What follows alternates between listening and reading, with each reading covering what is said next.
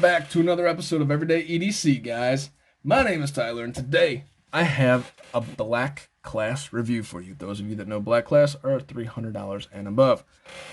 Yeah, this thing's gonna be a little pricey, boy. Thank you first and foremost to Travis for lending this into the channel. This is the Rod Olson M9 Urban Tech. Hey guys, before we get into the video, just want to let you know, if you use my promo code EEDC at White Mountain Knives, you get 10% off. If you're interested, check out my Patreon. We give bi-monthly giveaways. The Patreon's www.patreon.com/EEDC. Also, check me out on Instagram. I only use that to communicate with you guys, so check me out. Everyday_EDC77. If you guys have questions, want to talk, just hit me up. All right, enjoy the video, guys. All right, guys, so this is a custom knife from Rod Olson, and the cool thing about this is you don't really get to handle too many customs. I'm not gonna not call this a review. I know Metal Complex doesn't really review customs; he does the overview, but his format's the same. I'm gonna call it a review. It's hard to find information on this guy, so it's pretty cool if you guys are looking for information. You can divert to this, or you can more than likely divert to Nick Shabazz, which is where I watched my first review on this, just to kind of give me a kickstart into things that you can find that you can't find online because this is a custom.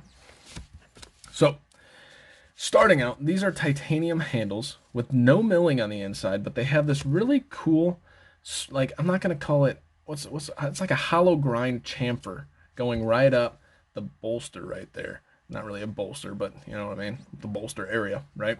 You have these proprietary pivots right there, which is annoying, but on a custom, you get what you get, and you're going to like it because it's, you know, you have edges that are kind of knocked down. They're not really chamfered or anything, but they're not sharp on the outside. And then you have this milling pattern right here, which is interesting. It almost looks like there was something that was supposed to be there. And in a lot of their other knives, there is carbon fiber, but they do sell this model. I'm not saying this is like somebody sold a half model. It's not raised as much as you would expect, but the milling's there. This is a stonewashed titanium. Obviously, this is a button lock, guys, so there is no frame lock. Both sides of the scale are complete slabs of titanium, no milling on the inside. One of the winners of this knife, can you look at that? Holy freaking crap, that is a gorgeous piece of Damasteel pocket clip. What? Damasteel pocket clip? Are you serious? Absolutely freaking gorgeous, right? Next, let's get to the blade. Oh, wait, you say what? More Damasteel? Holy smokies, right? Oh, just look at that. That is freaking gorgeous. Holy crap, is that gorgeous. Enough gushing over that. We have a nice hollow grind with a typical drop point, and then we have a swedge going on here. And yes, you can feel the texturing of that Damasteel, but it feels really, really nice. Like, it's not like, if you felt some really cheap acid-etched Damascus, it feels nothing like that. This kind of feels like a braille piece. Like, there's tiny little bumps, and it feels like it's supposed to be there, whereas like an etched Damascus for like under $100, you have literally mountains and valleys, right? Here's his Olson design right there, and then you have nothing else. Because this is Damasteel, you have nothing else. So there's your plunge lock system right there, or button lock, if you will. This does have a flipper, and the cool thing is these ergos in hand, honestly, I kind of don't like the ergos like this. But when you choke up, this finger choil, does that look familiar? Let me see if I got something here that can, you guys are going to kill me for making this comparison. But look at those choils. I like this choil, but you're kind of close to the blade. This one does it freaking awesome. It's rounded, and it's like a half choil that you pull down on, and it does feel really, really nice. That is really cool. So this hollow grind starts about 2/3 of the blade. Let's see here. The action on this button lock, forgot the word for some reason, is great, with one caveat. Listen. Hear that? If you use the flipper tab, there is a ton of lock stick with this button lock. Now, I hate to kind of do this because this is somebody's knife that they're super excited to get their hands on. But in watching Nick Shabazz's review of this, which is why I kind of wanted to watch it, because the button stick or the lock stick, you're kind of like, what? Like, this thing's so expensive. This is a $600 knife. Why the F is their lock stick, right? Okay, maybe I have to break it in. Well, this is really weird, and this kind of makes you question the quality control of this stuff coming out back when these were originating or originally coming out, which his review came out 2 years ago. So I would assume this knife's at least 3 years old, right? His had a ton of button stick too, or lock stick rather, with the button lock.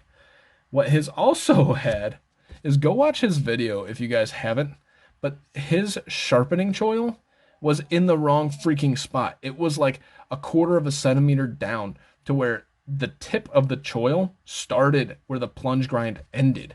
Like, or I'm sorry, where the plunge grind started. So that hole was like down here. And you were like, what? Right? I'm surprised he didn't tear it up, because I'm looking at it and I'm like, holy shit. If I paid $450 or $600 and that's what I got, I'd be pissed. Luckily, this one does not have that.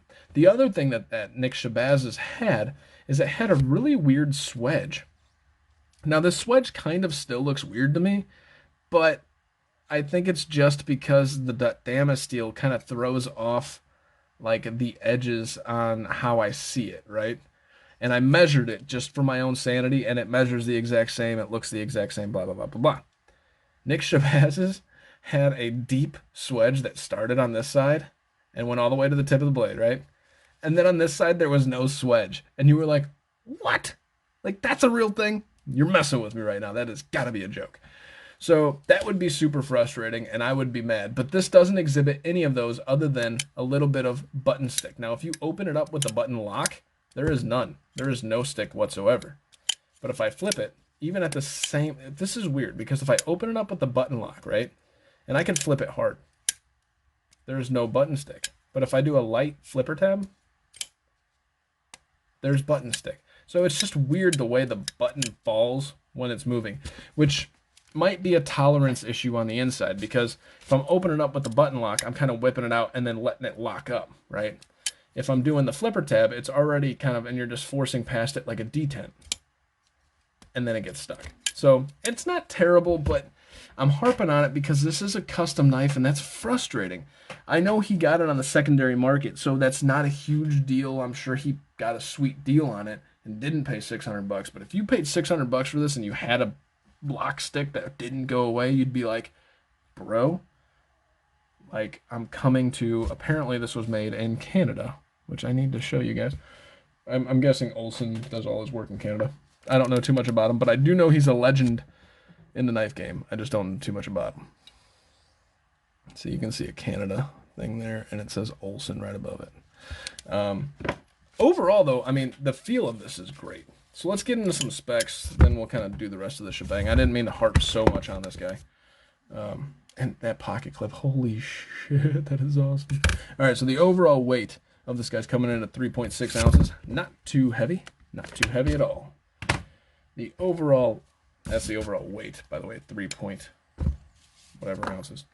3.6 ounces. There. The overall length of this guy is coming in at about 7 1/4. The blade length is coming in at about 3 1/4, and the cutting edge is coming in just shy of 3 inches. By the way, I talked about the sharpening choil. It's done very, very well in this one. I didn't mention how well it was done in this one. It's done damn near perfect. So the blade stock, I need to be careful. It's coming in at 120 thousandths, but the behind the edge, due to this hollow grind, it's coming in right at about 20 thousandths. So this is going to be a pretty damn slicey blade, but it's still going to be relatively robust. Thickness of this guy is relatively thick. I lied. It feels thick. It's coming in at 430 thousandths. It honestly feels thicker in your hand than that. And the overall height in your pocket's not too tall either. It's coming in at a 1.14. So it's going to be a pretty pocket-friendly, classy. You could probably put this in your dress pants and not worry about a single thing. So let's get you guys some size comparisons. Here is your feldspar and your mini feldspar, which, by the way, all my size comparison knives put together probably don't equal the value of this guy, which is interesting. But this guy's size is exactly that of the mini feldspar. So going forward, you can probably assume it's going to be very similar to the Rat Model 2 and the Civivi Elementum, and maybe even the Sage 5. The Rat Model 1, obviously much larger.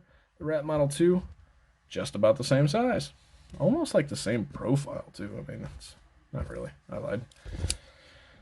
Alrighty. Moving right along, we got the Civivi Elementum. Once again, almost the exact same size. And we have the Civivi Brazen, obviously a little bit larger.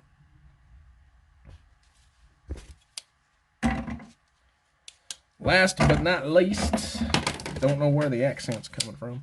So we have a PM2, much larger, and your Sage 5, just about the same length.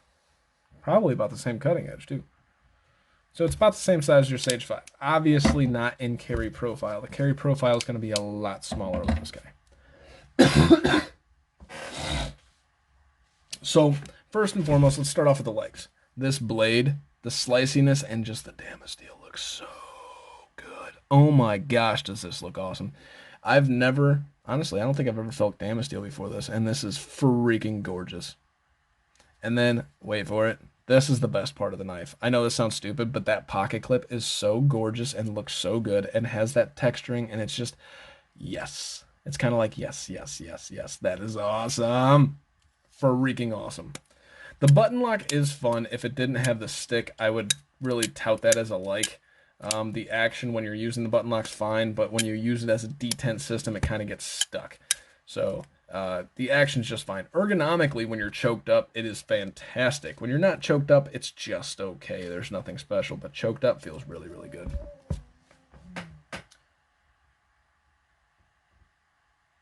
That's really it for my likes. It's kind of weird, like even the aesthetics.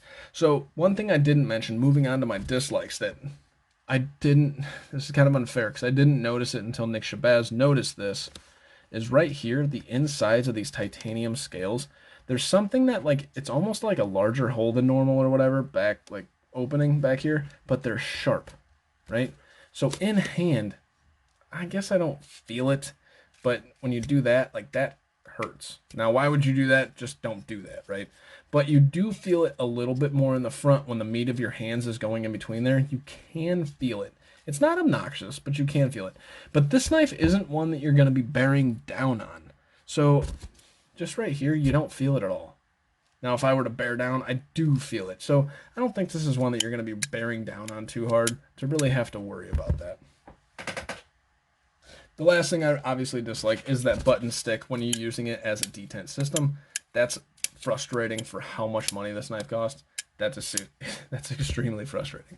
There's something irritating about that, that if it's not just this model, if Nick Shabazz noticed it on his review, then this isn't a one-off issue. This is an issue that probably goes throughout this whole string of knives, which I'm not quite sure why that was kind of like an acceptable thing. But then again, I think Nick, actually, if you watch it, I think his was a reject that somehow made it out there, because clearly they didn't finish the Swedge. The freaking sharpening choil was in the wrong spot. It's kind of like, I think somebody donated it to the channel, so maybe his was an actual rejected knife, you know, that just somehow made it out to the market for like $100 or something.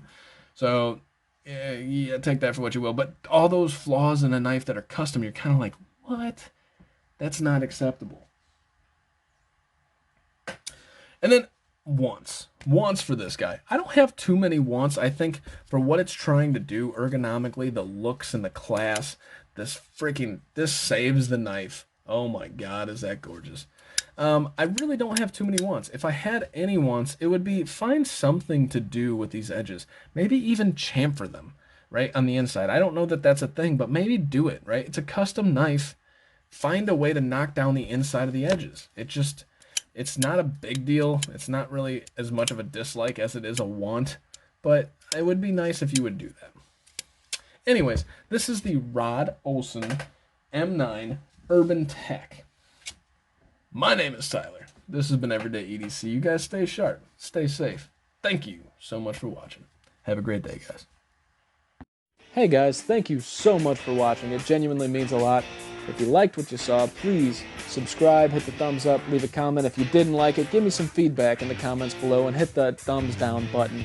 In case you guys don't know, I do have a Patreon, which will be listed right here.